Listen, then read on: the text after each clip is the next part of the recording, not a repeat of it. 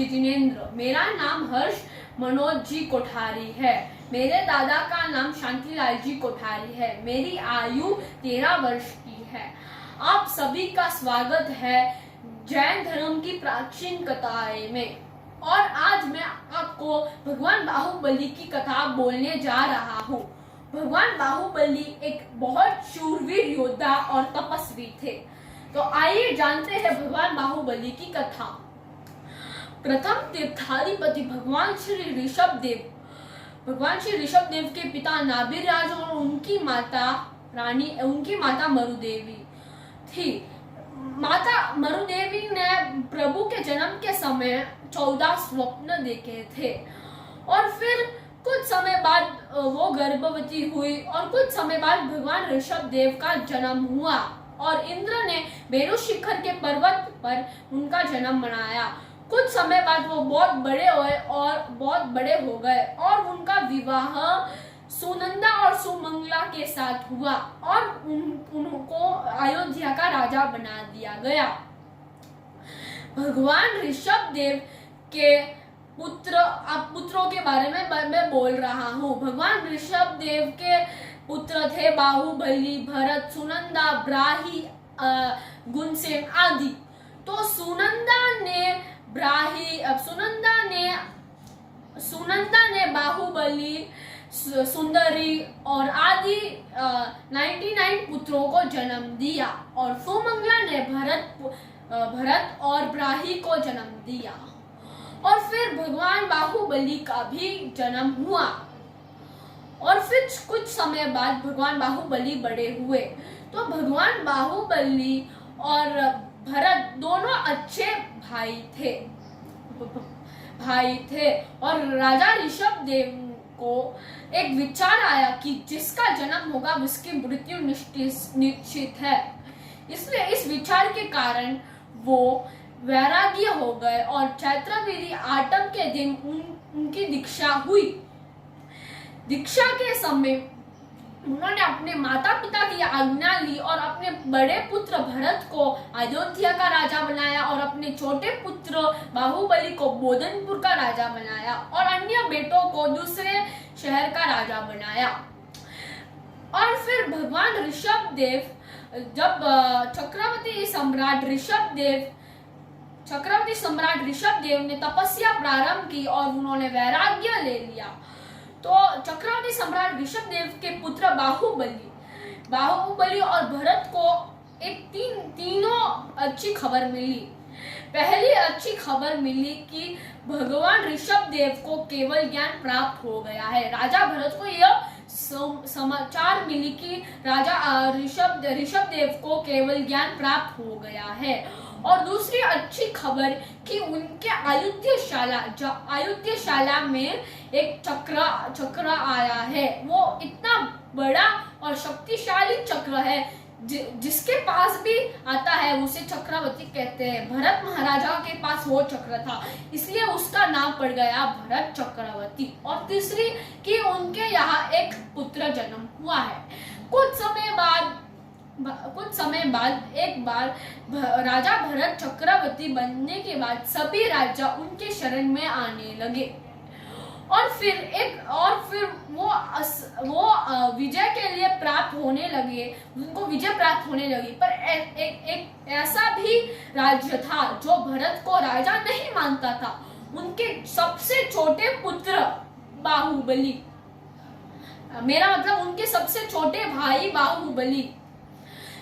बाहुबली तो बड़े तेजस्वान, जैन शास्त्रों में माहिर थे और वो तो प्रथम तीर्थाधिपति श्री ऋषभ देव के पुत्र जो थे। भरत और बाहुबली में एक बार युद्ध होना चालू हुआ क्योंकि अभी तक बाहुबली ने भरत को राजा नहीं माना था।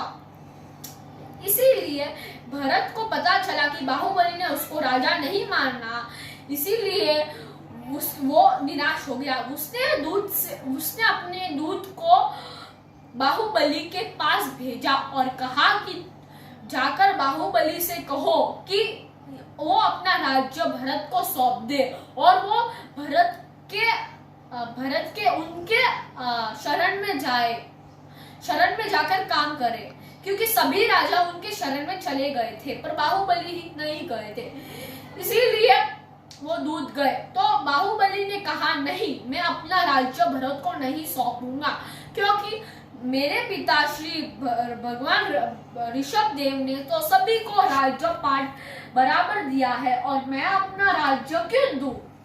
इसीलिए भरत महाराजा और बाहुबली सम्राट के बीच युद्ध होने लगा। तो उन्होंने सोचा कि अगर युद्ध होगा तो कितने से जीवों की हिंसा होगी और कितना बड़ा महापाप होगा, इसीलिए उन्होंने युद्ध नहीं किया। तो उन्होंने सोचा कि भरत और बाहुबली में मल्लयुद्ध, जलयुद्ध और दृष्टि युद्ध होगा। तो भगवान बाहुबली तो शूरवीर थे, उनकी शूरवीरता तो अद्भुत थी, इसीलिए भगवान बाहुबली और भरत के बीच जब युद्ध प्रारंभ हुआ, सबसे पहला और मुख्य युद्ध था जलयुद्ध। जलयुद्ध में भरत और बाहुबली दोनों नदी में गए और जिसके मुंह पर जल फेंकेगा वो जीतेगा।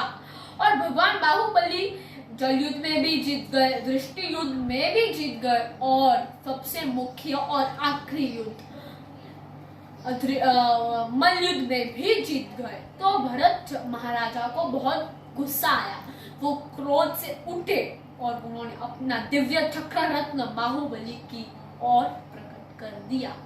तो सभी लोग सोचने लगे कि अगर बाहुबली को इस चक्र से कुछ हो जाएगा, वो मृत्यु को प्राप्त हो सकते थे, पर ऐसा कहा।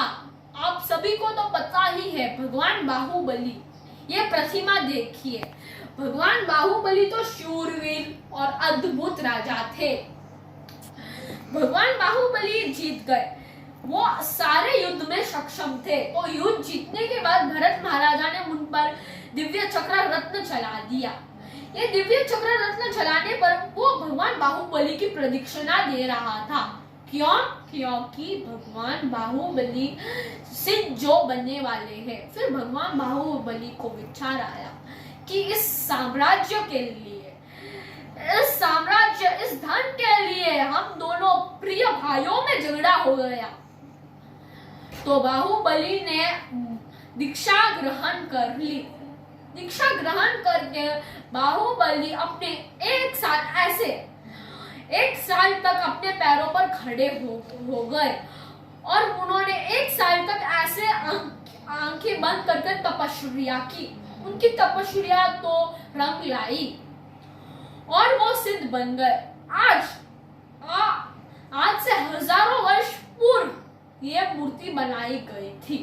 भगवान बाहुबली की प्रतिमा आप देख सकते हैं एक बार फिर से। ये है प्रतिमा भगवान बाहुबली की। भगवान बाहुबली की प्रतिमा जो 57 फीट ऊंची और हजारों वर्ष पूर्व बनाई गई थी और उन्होंने अपना राज्य बोधनपुर भरत को सौंप दिया। भरत महाराजा ने एक प्रतिमा भी बनाई थी बाहुबली की बोधनपुर में। आज उस प्रतिमा का लापता है।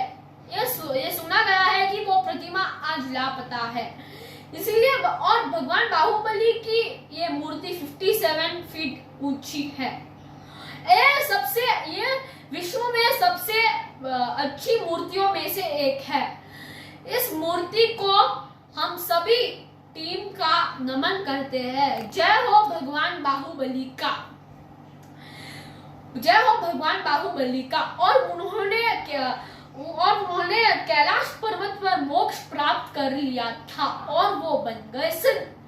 तो दोस्तों, इस मूर्ति को कोन्नेश्वरम भी कहते हैं जो कर्नाटका में स्थित है। तो दोस्तों, आप सब भी जरूर जाइएगा भगवान बाहुबली के दर्शन हेतु।